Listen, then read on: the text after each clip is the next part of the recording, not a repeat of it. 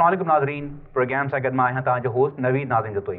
नाज़रीन, अॼु असां पंहिंजे प्रोग्राम में गुफ़्तगू कंदासीं सिंध जी आला तालीम जेका आहे हुन जे हवाले सां। अॼु असां हिन प्रोग्राम में तालीम जी जेका सूरत हाल आहे हिन वक़्तु असां ॾिसूं था, ख़ासि तौर ते जेका असांजी यूनिवर्सिटी जी तालीम आहे, हायर एजुकेशन आहे, हुन ते गुफ़्तगू था कयूं। प्रोग्राम में असां जेको तालीम जे हवाले सां मसइला आहिनि, प्रॉब्लम्स आहिनि, हुननि खे डिस्कस था कयूं। असां इहो ॾिसण था चाहियूं त प्रॉब्लम्स किथे आहिनि। एडमिनिस्ट्रेशन जा मसइला घणा आहिनि असांजे तालीमी इदारनि में। असांजे तालीमी इदारनि में क्वालिटी जो मसइलो आहे। असांजे तालीमी इदारनि में जेका क्वांटिटी प्रोड्यूस थी थिए, क्वांटिटी तमामु जेका आहे घणी आहे, घटि आहे, हुन में फीमेल जेको रेशो आहे हुन ते डिस्कस कंदासीं। हुन सां गॾु असां नाज़रीन हिन प्रोग्राम में रिसर्च ओरिएंटेड असां कोशिशि कंदासीं त जेका आहे ॾिसूं तालीम में रिसर्च जी जेका अहमियत आहे हायर एजुकेशन में उहा केतिरी आहे। असां हिन वक़्तु जेको कुझु प्रोड्यूस कयूं था हुन में रिसर्च ओरिएंटेड असां वटि छा असां जेका आहे मार्केट में ॾियूं था, छा असांजा रिसर्च जा जर्नल्स जेका आहिनि उहो इंटरनेशनल या नेशनल लेवल ते ई ॿियनि जेका सूबनि जा इदारा आहिनि हुननि सां कॉम्पीट कनि था या नथा कनि। प्लस रिसर्च असां वटि केतिरा इंस्टीट्यूट्स आहिनि जेका असांजी यूनिवर्सिटीज़ में कमु कनि था, हिन ते बि गुफ़्तगू कंदासीं।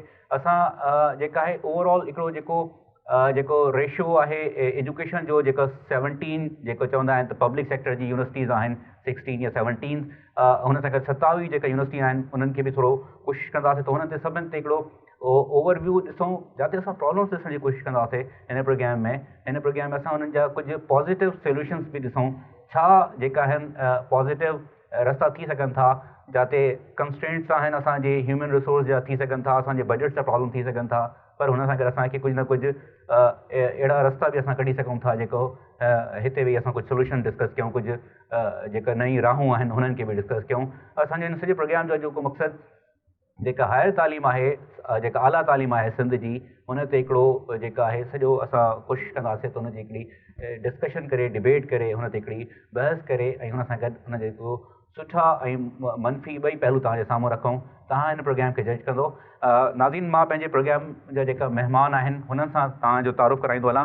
मुंहिंजो अॼोको जेका पहिरां गेस्ट आहिनि मुंहिंजे हिन प्रोग्राम जा मज़हरुल हक़ सिद्दीकी साहिबु। मज़हर साहिबु जो तव्हांखे नाज़रीन ख़बर आहे कंहिं तारुफ़ जी ज़रूरत न आहे, पर वाइस चांसलर आहिनि सिंध यूनिवर्सिटी जा। हुन सां गॾु जेका हायर एजुकेशन आहे, आला तालीम आहे, हुननि जा इन सॼे प्रोसेस में पार्ट एंड पार्सल आहिनि। हाणे बि जेका वाइस चांसलर कमेटी आहे हुन में जेका आहिनि मज़हरुल हक़ सिद्दीकी साहिबु मौजूदु आहिनि। नाज़रीन, असांजा ॿिया जेका मुअज़्ज़िज़ महिमान आहिनि, निसार सिद्दीकी साहिबु पाण डायरेक्टर आहिनि IBA जा। हिन सां गॾु पाण जेका आहिनि सिविल सर्विसिस में बि रहिया आहिनि, हुननि जो बि हिकिड़ो तमामु सुठो एक्सपीरियंस आहे। हुननि जी बि हिकिड़ी जेका आहे इंसाइट आहे सॼी हुनजी प्रोसेस जी।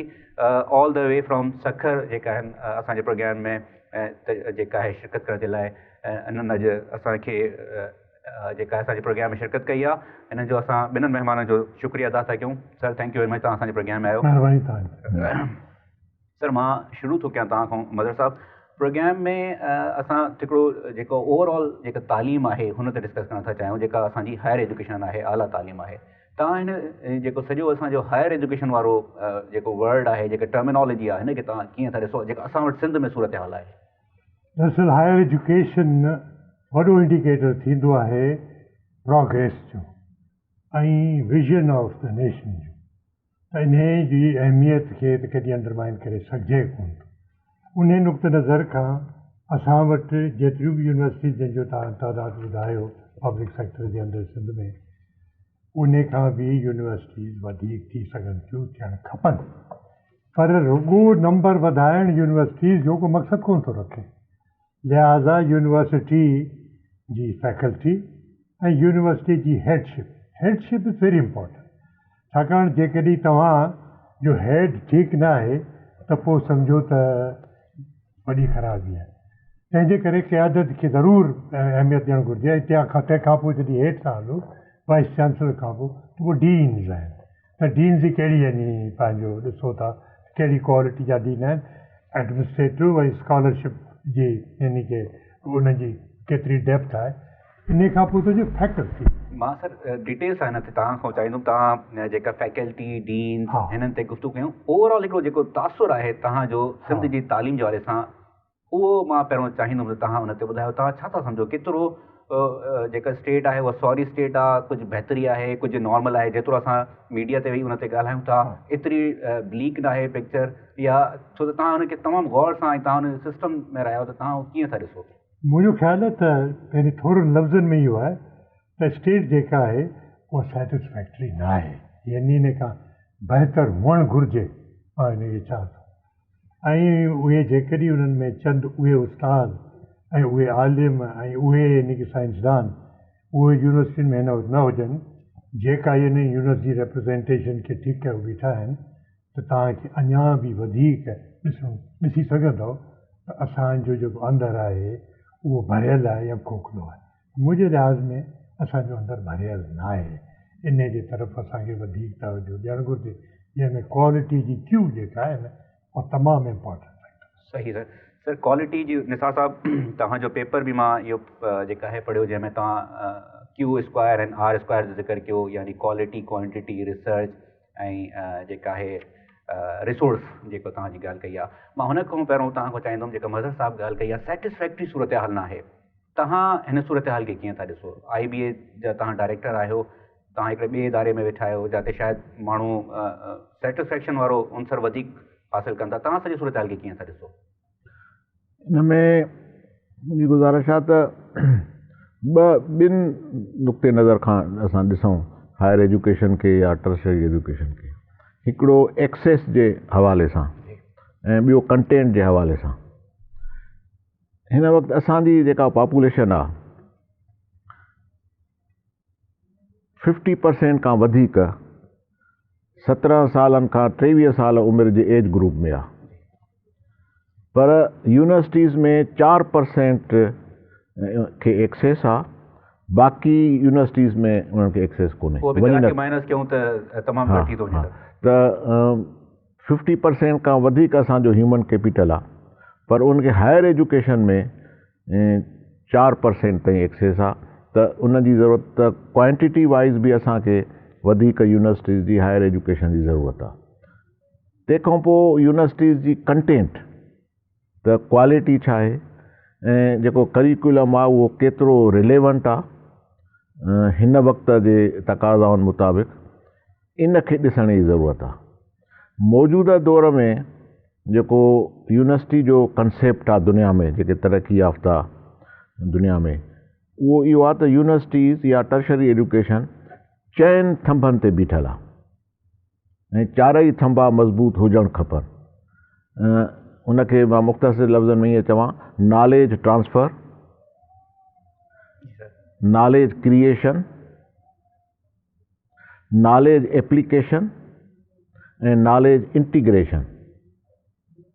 नॉलेज ट्रांसफ़र त टीचिंग जेको हिकिड़ो ट्रेडिशनल तरीक़ो आहे त उस्ताद लेक्चर ॾे पढ़ाए, जेको नॉलेज आहे उहो ट्रांसफ़र थिए सीनियर जनरेशन खां जूनियर जनरेशन ॾे, इहो हिकिड़ो ट्रेडिशनल कंसेप्ट आहे।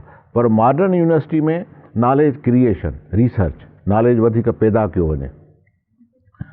तंहिंखां पोइ नॉलेज एप्लीकेशन, एंटरप्रेन्योरशिप, उन नॉलेज खे अप्लाए कजे। ऐं चौथों आहे नॉलेज इंटीग्रेशन। हिन वक़्तु दुनिया में इहो सम्झो थो वञे त हीअं जेके असां वाटर टाइट कंपार्टमेंट्स या साइलोज़ ठाहे छॾिया आहिनि, त हीअ इंजीनियरिंग थी वई, हीअ सोशल साइंस थी विया ऐं हीअ फिज़िक्स आहे, उहो हिक ॿिए खे न वधीक सुञाणनि। मतिलबु असां हिकिड़ा रोबोट्स था पैदा कयूं। हिकिड़ो इंसानु जंहिंखे सोशल साइंस जी ज़रूरत बि आहे ऐं नेचुरल साइंस जी ज़रूरत आहे, उहो इंसानु नथा पैदा कयूं वाटर टाइट कंपार्टमेंट्स में ख़ासि कमु करण लाइ। त हाणे वधीक इन पासे लाड़ा आहिनि त न नॉलेज इंटीग्रेशन थिए। इंजीनियरनि खे सोशल साइंस पढ़णु खपे, सोशल साइंस वारनि खे इंजीनियरिंग या साइंस जी ख़बर हुजे, त अहिड़े सिटीज़न जी ज़रूरत आहे। सही सर, मज़हर साहब जेके निसार साहब ॻाल्हि कई त जेको क्वांटिटी ऐं क्वालिटी ॿिन्हिनि शयुनि में डिफरेंस था कयूं, ऐं जेको पहिरीं हिननि ॻाल्हि कई अथई क्वांटिटी जेका आहे असांजा 4% जेका सिर्फ़ु जेका हायर एजुकेशन आहे, आला तालीम आहे, हुनखे हासिलु कनि था। हाणे हिन में ॿ फैक्टर जेका हिकिड़ो त गवर्नमेंट साइड तो फैक्टर आहे, हुननि जो प्रॉब्लम आहे। ॿियो वरी तव्हां असांजो एज़ अ सोसाइटी केतिरो ॾिसो था त असांजा बि हुननि में जेका आहिनि प्रॉब्लम्स आहिनि, असां पंहिंजे नियाणियुनि खे घटि था मोकिलियूं, जेका असांजो रूरल रेट आहे, रेशो आहे, उहो तमामु घटि आहे। तव्हां जेको सोसाइटी खे होल हिन क्वांटिटी जो जेको पैराडाइम आहे हुन में कीअं था ॾिसो?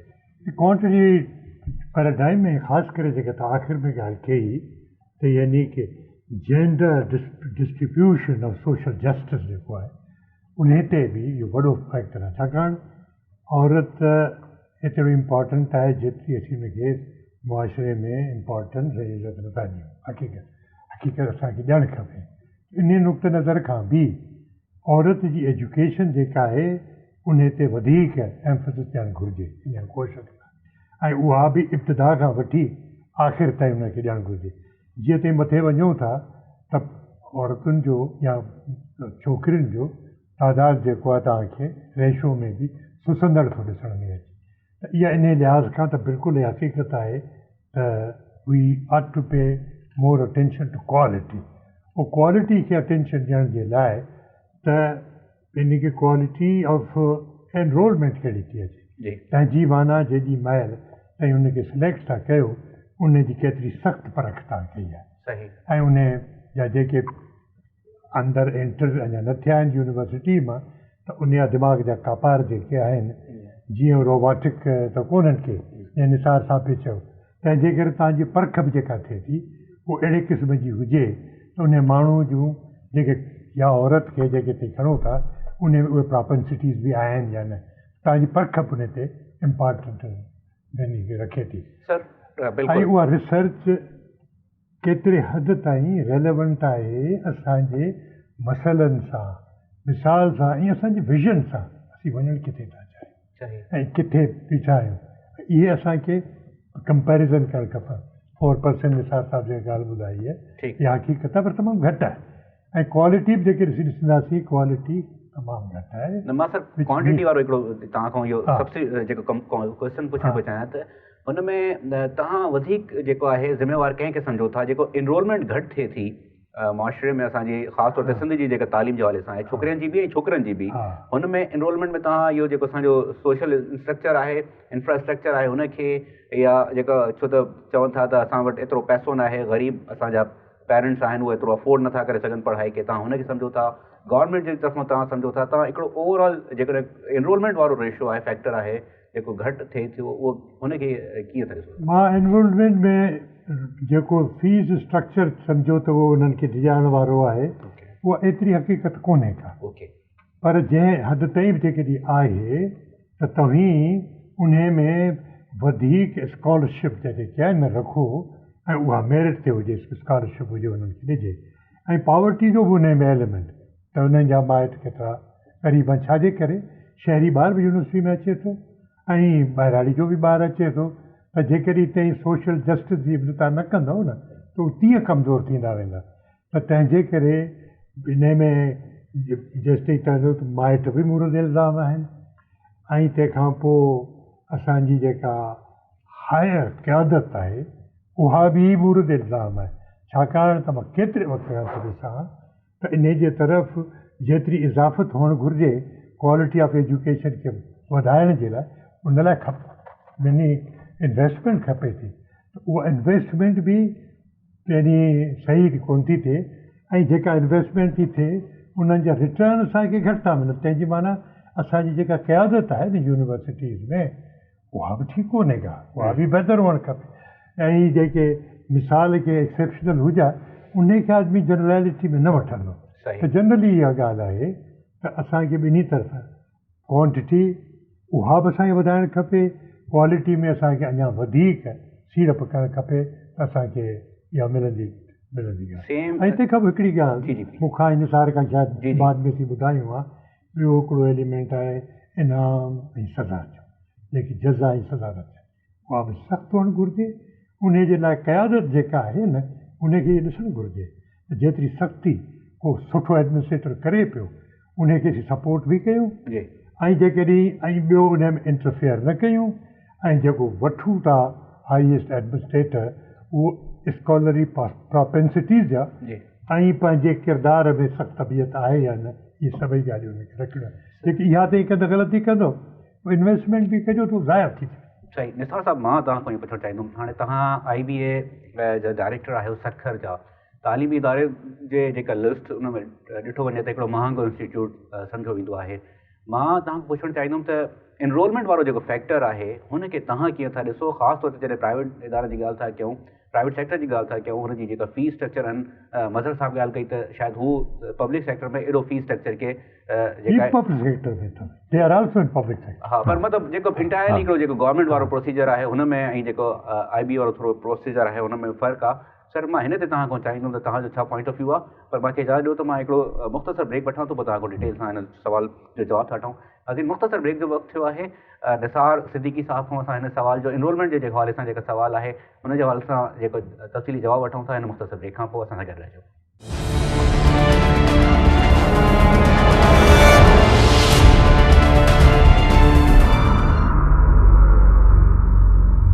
वेलकम बैक नाज़रीन गुफ्तगू इस सिलसिले खे अॻिते था वधायूं निसार सिद्दीकी साहब सां ब्रेक खां वञण खां पहिरियों मां सवाल पुछियो त एनरोलमेंट वारो जेको असांजो यूनिवर्सिटी जी जेका एजुकेशन आहे आला तालीम आहे हुन जे हवाले सां जेको हिकु फैक्टर असांखे जेका सूरत हाल नज़र अचे थी तमामु जेका घटि एनरोलमेंट थिए थी यूनिवर्सिटीज़ में हुनखे कीअं था ॾिसनि IB जहिड़े इदारे खे हलाइनि था हुन हवाले सां जेको हिकिड़ो कॉन्सेप्ट आहे त इहे इदारा महांगा इदारा आहिनि उन्हनि में ईअं ई आम तौर ते जेको असांजा माण्हू आहिनि उहो नथा वञी सघनि उनखे अफोर्ड नथा करे सघनि हिन सॼी सूरत हाल में जेको एनरोलमेंट जो पर्सपेक्टिव आहे पॉइंट आहे हुनखे कीअं था ॾिसनि जी निसार साहब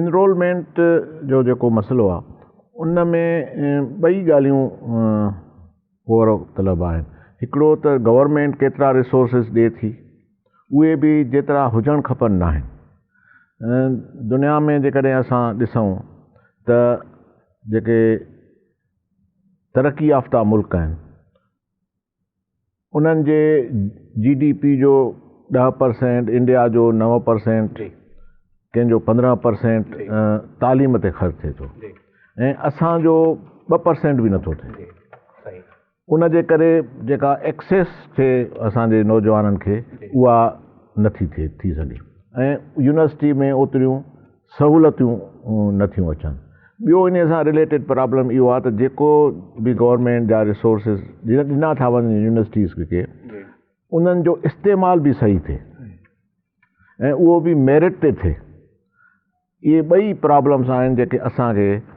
फेस करणा था पवनि हिकिड़ो त असांखे तालीम ते जेको ख़र्चु आहे उनखे ख़र्चु न सम्झो वञे उनखे इन्वेस्टमेंट सम्झी वञे ऐं इन्वेस्टमेंट जो रिज़ल्ट ज़ाहिर आहे तालीम जो रिज़ल्ट में बि 10 सालनि खां पोइ असांखे मिले पर उहा आहे इन्वेस्टमेंट ऐं गवर्नमेंट बि उनखे इन्वेस्टमेंट सम्झी ख़र्चु करे सर इन्वेस्टमेंट जे नाले ते वरी मां जेको तव्हां सां हिकिड़ो वॾो अदब सां पुछणु चाहींदुमि जेका हे असां वटि एजुकेशन जेका आहे बिज़नेस बि आहे पोइ तव्हां चओ था त वरी हायर जेतिरी इन्वेस्टमेंट थींदी ओतिरो रिटर्न हायर मिलंदो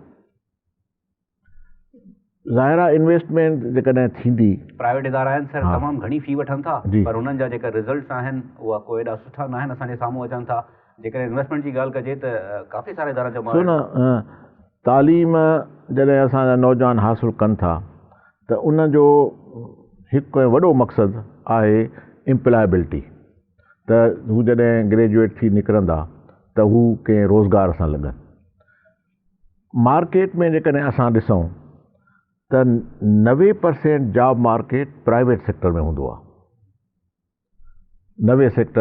90% जेके बि ग्रेजुएट निकिरंदा उन्हनि खे या त पाण वञी पंहिंजो धंधो कनि एंटरप्रेन्योरशिप कनि या कंहिं प्राइवेट सेक्टर में वञी जॉब कनि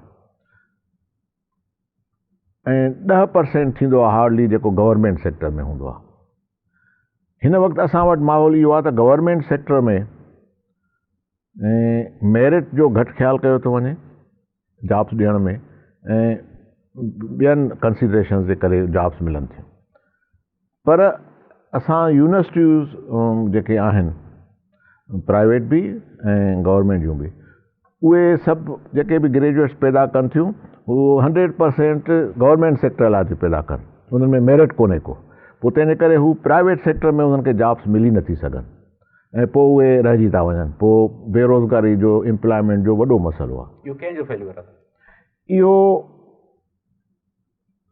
मां चवंदुसि त सिर्फ़ु गवर्नमेंट जो फेल्यूअर न आहे पर इहो असां पूरी सोसाइटी जो आहे असांखे इहा रियलाइज़ेशन कोन्हे ऐं इहो अञा ताईं असां वटि ॿारनि में वञी ॾिसो त इहो ई आहे त उहा डॉक्टर या इंजीनियर डॉक्टर इंजीनियर थिए ऐं नौकिरी बि पोइ गवर्नमेंट में करे। सरकारी नौकिरी मिले। जी सो न हाणे असां केतिरा डॉक्टर पैदा थियनि था पर सभई इन इंतज़ार में वेठा आहिनि त गवर्नमेंट में नौकिरी मिले। हालांकि डॉक्टर जेकॾहिं पाण कंहिं ॻोठ में या शहर में क्लिनिक खोले वेहे ऐं जेकॾहिं हुन वटि मेरिट आहे त हू 17 या 18 ग्रेड जी पघार खां वधीक हुनजी इनकम थींदी। पर मां तव्हांखे हिकिड़ो इंट्रस्टिंग इंफॉर्मेशन जेको मूंखे ख़बर पई उहो बि शेयर कंदो हलां त थर जे डोमिसाइल ते 1000 डॉक्टर जी ऐं सूरत हाल जेकॾहिं असां ॾिसूं त हुते जेका पंहिंजो हेल्थ जी सूरत हाल उहा कीअं आहे, उहा तव्हांजी ॻाल्हि की मुंहिंजे ख़्याल में सेकेंड थी करे इहा हिकु एग्ज़ाम्पल। जी जी त ॿियो अव्हां जो हुयो त IBA हिकिड़ो महांगो इदारो सम्झो थो वञे। ईअं न आहे, सखर IBA पब्लिक सेक्टर में आहे ऐं कराची IBA बि पब्लिक सेक्टर में आहे। हिन वक़्तु सखर IBA पाकिस्तान में HEC जी रैंकिंग मुताबिक़ 3rd बेस्ट बिज़नेस स्कूल आहे। ॿिए नंबर ते IBA कराची आहे, पहिरें नंबर ते लम्स आहे जेका 1913 ऐं 14 जी 2013 ऐं 14 जी HEC जी रैंकिंग आहे। त इन्हनि ॿिनि जे मुक़ाबले में सखर IBA जेको आहे सो घटि महांगो आहे ऐं तव्हांखे इहा ॿुधी ख़ुशी थींदी त 70% खां वधीक ॿार असां वटि जेके आहिनि उहे फ्री आहिनि। उनखां रुपयो बि ट्यूशन फी न वरिती वेंदी आहे। IBA सखर जी ॻाल्हि था कयो। हा जेके IBA ॾिसो न, मां अर्ज़ु कंदुसि त असांजा जेके ॿार स्टूडेंट आहिनि न, असांजा ख़ासि करे हूअं बि असांजी 80% खां वधीक पॉपुलेशन ग़रीब या विचे तबिके सां तालुक़ु रखनि था। उहे ॿार जेके आहिनि इन तबिके सां तालुक़ु रखंदड़ चाहे ॻोठनि जा हुजनि या शहर जा हुजनि, उहे ॿिनि पावर्टीज़ खां सफ़र था कनि। पावर्टी स्क्वायर मां चवंदो आहियां।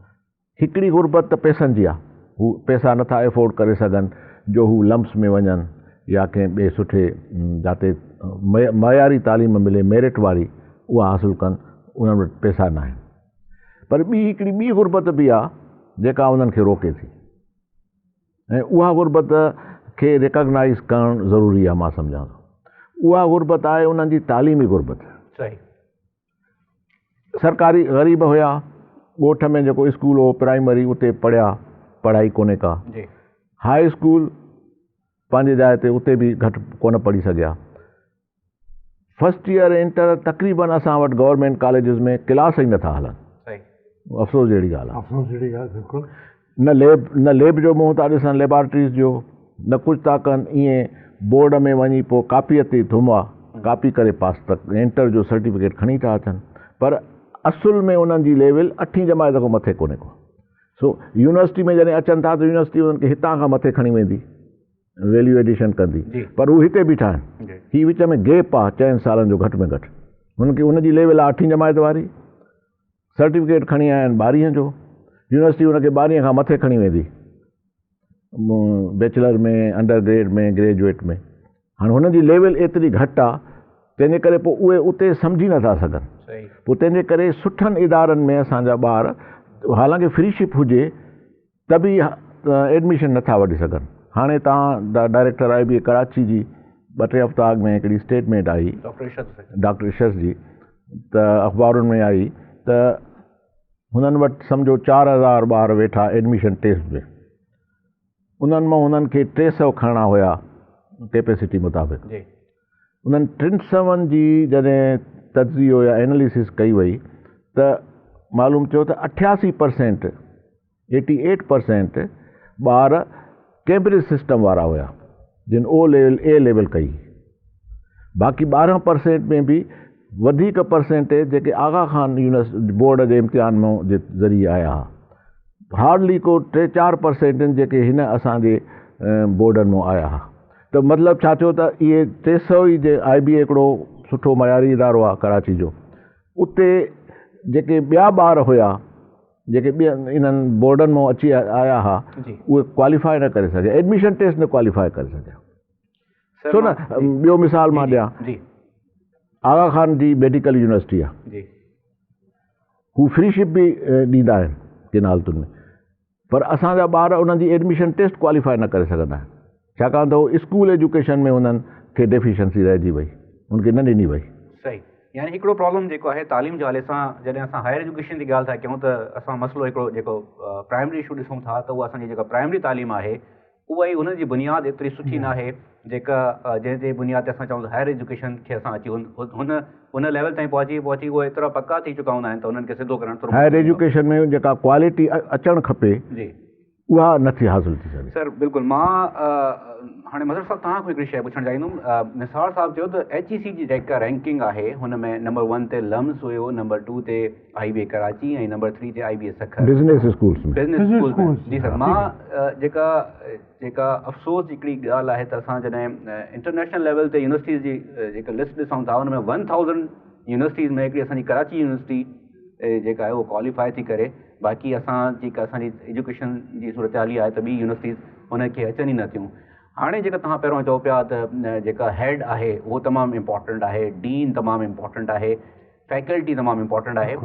एतिरी सूरत हाल 1000 यूनिवर्सिटीज़ में बि जेका आहे सर असां नथा अची सघूं ऐं असांजो परे परे ताईं को न आहे नालो निशान आहे।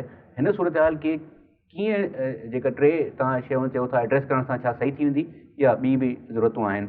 हा, हीअ ॻाल्हि तव्हांजी आहे त दुखदायक ऐं मुंहिंजे लाइ बि दुखदायक आहे, निसार साहिब लाइ दुखदायक ॻाल्हि आहे, पर इहो को हार्ड फैक्ट आहे। हार्ड फैक्ट जा सबब बि असां हिन में ॾेखारिया। इन में आउं वरी बि हिकिड़े पंहिंजो एलिमेंट ते ईंदुसि, उन में वक़्तु ज़रूरु थो लॻे। क़यादत जी क्वालिटी जेका आहे न, विज़न जेको आहे उहो ताईं ॾिसो था त इन्वेस्टमेंट केतिरी था कनि। हिकु ॿ दफ़ो मूं सां इन खे बहस बि थियो HEC में, ऐं उन वक़्तु सभु वेठल हुआ, यानी HEC फ़क़ति कोन हो, मिनिस्ट्री ऑफ फाइनेंस हुई, प्लानिंग हुई, वॾनि ॻाल्हि कई। मूं चयो एजुकेशन सभिनी खां वधीक इम्पोर्टेंट आहे या न, चयो आहे इम्पोर्टेंट। मूं चयो पोइ इन जे लाइ तव्हीं रिसोर्सिस जेके मुहैया कयो था इन ते बुखुल छो था कयो? इन मुंहिंजो मक़सदु आहे तंहिंजी माना तव्हीं ॿियनि जेके सेक्टर्स आहिनि उन्हनि मां बचत कयो ताकि इन्हनि जे लाइ तव्हांखे बहितर क्वालिटी तव्हांखे एजुकेशन जी मिले। छाकाणि इन्वेस्टमेंट जे बग़ैर त सुठी क्वालिटी मिली कोन थी सघे। मास्टरनि जे करे ॿाहिरि बि पढ़ायो वञे, यानी पंहिंजे टीचर्स वग़ैरह खे जेके कॉम्पिटिटिव था वञनि, उन में बि तव्हांखे पैसा ख़र्चु थियनि था। ऐं जेकॾहिं वधीक बि सख़्ती था कयो त यूनिवर्सिटी में अञा बि घटि थी अचे, तंहिंजी मान इन पीरियड जे अंदरि तव्हांखे वधीक इन्वेस्टमेंट करणी पवंदी। This is what it is. उन्हनि खे स्पेशल क्लासिस, कोचिंग क्लास, इहे सभु ॾियणा पवंदा। त उहा क़यादत जी जेका आहे पंहिंजे खे विज़न जी घटिताई, इन में थोरो वक़्तु लॻे थो। इहा आहे, पर सिस्टम रहण ई खपे डेमोक्रेटिक। ॿिया सिस्टम जेके आहिनि इन खां ख़राबु आहिनि, इन में कोई शक न। मां इन करे चयो ख़राबु जो ॿिया सिस्टम डेमोक्रेसी जे बारे में इहो सोचींदा आहिनि। हा, हा उहो सम्झंदा आहिनि, पर हिकिड़ो माण्हू जंहिंजो तारीख़ में हिकिड़ो वॾो नालो आहे उहो विंस्टन चर्चिल आहे। उन खां कंहिं पुछियो माण्हू त तव्हीं what do U think about democracy? That it's a terrible system but others R verse. सम्झो न? त ॿियो तरीक़ो ठीकु कोन्हे, आहे त इहो ई तरीक़ो, पर इन जी माना हिकिड़ो इंतज़ारु आहे। ऐं इहा बि तव्हीं कंहिंखां बि पुछी ॾिसो आलिम खां त हिननि जो जेस्टेशन पीरियड घणो आहे एजुकेशन जो, to give you the dividends उहे जेके आहिनि। इहो बि त माना सब्र तलब इहा ॻाल्हि आहे, पर इन ॻाल्हि खे कॾहिं छॾियो न त हीउ केतिरो इम्पोर्टेंट आहे। ऐं उन जो सबूत तव्हीं इन्वेस्टमेंट सां ऐं उन जी प्रचार सां। मुंहिंजो मक़सदु आहे असांजी जेका क़यादत आहे, जेका बि प्रचार बि कई आहे उहो प्लेटिट्यूड्स में कई आहे, यानी लिप सर्विस में कई आहे, पर उहा बि इन कोन्हे का।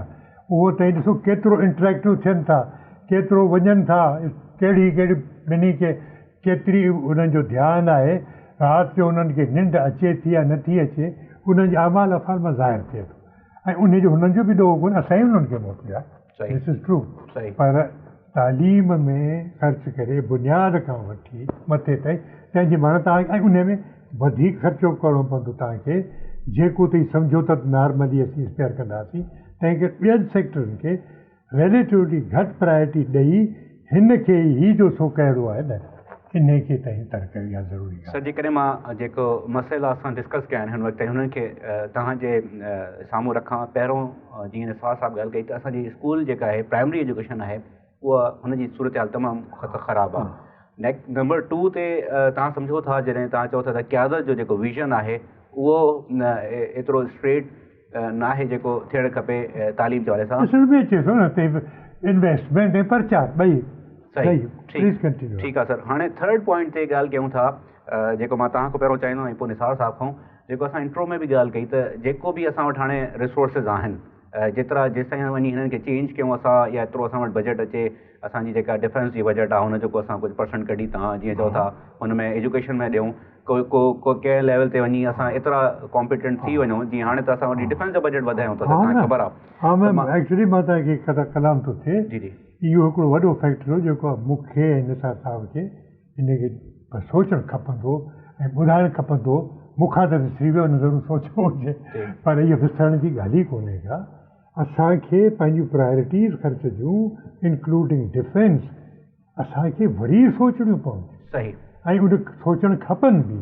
ऐं जंहिं वक़्तु तव्हांखे स्ट्रेटेजिक वेपन्स बि तव्हां वटि अची विया आहिनि त पोइ जेको ॿियो ख़र्चो आहे उनखे ताईं घटायो, ऐं उहो घटि जेका बि घटि बचत थिए थी उहा एजुकेशन में ॾियो। को वक़्तु इकरा सरचार्ज लॻी हुई, इकरा जो नालो ई आहे, पढ़ो ही को एजुकेशन, उहा सरचार्ज बि एजुकेशन जे खाते में कोन आई। उन्हनि चयो त असां जनरली हिननि जी बजट वधाई आहे, उहो इकरा खे कॉम्पेंसेट थी करे ही थी करे। This was not a fair. I was in, ऐं पाण हुउसि इन एजुकेशन में हुउसि, असीं विड़ियासीं उन जे लाइ कयोसीं त वधीक ॾियो। त इहा ॻाल्हि जेका आहे थोरो वक़्तु घुरे थी, पर इनखे छॾण वारी ॻाल्हि कोन्हे का, इनखे एम्फसाइज़ करण जी ॻाल्हि आहे। क्वालिटी ख़ासि करे प्राइम एजुकेशन आहे। इट इज़ नॉट प्राइमरी इब्तिदाई एजुकेशन, प्राइम एजुकेशन बुनियाद जेकॾहिं ग़लति थो थिए त हा, उहो मज़बूत जेकॾहिं उहो तव्हां हुनखे कयो आहे त अॻियां बचत करे वरिती आहे। सही। तव्हांजा इहे ॿार एतिरा फेल बि कोन थींदा, तव्हांखे करिकुलम बि रिवाइज़ करिणो पवंदो त उहे यानी अॻियां थोरो हार्डर हुजे, ऐं तव्हांखे बोर्ड्स बि चेंज करणा पवंदा। हीअ जेकॾहिं बोर्ड ऐं पंहिंजे नुक़्ते नज़र खां था, it may be little greedy on our part, त असांजी जेकॾहिं मुंहिंजी इंस्टीट्यूशन हुजे ही हुजे त असीं उन्हनि खे वठी अचूं ऐं असीं हिन बोर्ड मां वञी ॿी बोर्ड आगा खान जे बोर्ड में वञूं त असांखे, छाकाणि हीअ जेके रिज़ल्ट्स अचनि था न, मसइलनि चंद स्कूलनि सां मुंहिंजी वाबस्ती आहे, सिंध मदरसे सां आहे, मुंहिंजा पंहिंजा बि स्कूल आहिनि जेके इन खे ख़ैराती बेसिस ते हलनि था, नो प्रॉफिट बेसिस ते हलनि था। ऐं त हू चवां त असांखे सभई A1 में आया, हिकिड़ो को B में आयो ऐं मां ख़ुशि थी विया, इहा ॻाल्हि कोन्हे। असांखे अपग्रेड करिणो पवंदो, कॉन्टेंट जेको हुन खे करिणो आहे इहो असांखे करिणो पवंदो ऐं सबुर बि करिणो पवंदो। नाज़रीन, गुफ़्तगू तव्हां ॿुधी, प्रोग्राम जो वक़्तु पूरो थो थिए। हिन सिलसिले खे असां अॻिते बि वधाईंदासीं, पर हिन वक़्तु प्रोग्राम जो वक़्तु पूरो थियो आहे, त हिन करे तव्हां पंहिंजे होस्ट नवीद नाज़िम जतोई खे ॾींदा इजाज़त। नेक्स्ट वीक हिन प्रोग्राम जे सिलसिले खे अॻिते कंटिन्यू कंदासीं। हिन वक़्तु प्रोग्राम मां इजाज़त ॾींदा, अल्लाह निगहबान। इहो आर्गूमेंट ॾिनो वेंदो आहे त साईं छा कयूं, असां त सुठो पढ़ाइण लाइ तयारु आहियूं, पर ॿार जेके होॾो अचनि था उन्हनि जो स्टैंडर्ड घटि आहे। सिंध यूनिवर्सिटी जो 95 रिसर्च असां वटि आहे, वेयर एज़ पंजाब यूनिवर्सिटी जो 356 आहे, KPK जो 150। असां वटि जेके ॿार अचनि था उहे इन्हनि बोर्डनि जा अचनि था ऐं कापीअ जा सटियल अचनि था। जॾहिं उनजी वैल्यूएशन थी चुकी आहे त उन हिसाब सां उनजो इनाम ऐं उनजी सज़ा बि जेका आहे हुअणु खपे। हिकिड़ो को किताबु ॿुधायो जेको तव्हां पढ़ियो हुजे, उन में उनजे आथर जो नालो ॿुधायो। चवंदासीं न 2 साल थी विया असां पास कई आहे, ॻाल्हि विसरी वई आहे। एतिरो इम्पोर्टेंट सब्जेक्ट आहे जो इनखे ईअं छॾणु न खपे, बिल्कुलु न छॾणु खपे। असांजे तालीमी निज़ाम में इहो वैल्यू सिस्टम, वॾनि जी इज़त रखणु, इहे अॻे वधीक हूंदियूं। जज़ा ऐं सज़ा वारो जेको कॉन्सेप्ट तव्हां चओ था, उहो टीचर्स थियण ते राज़ी हूंदा? असीं जेका सिलेक्शन कयूं था न, उहा इंसाफ़ ते मुबनी हुअणु घुरिजे। Primary school is sentinel of your education, sentinel चौकीदार आहे। उहो टीचर बि जेको प्राइमरी लाइ कयो, उन्हनि खे एतिरी तनख़्वाह ॾियो जेतिरी ते हायर एजुकेशन वारनि खे था ॾियो।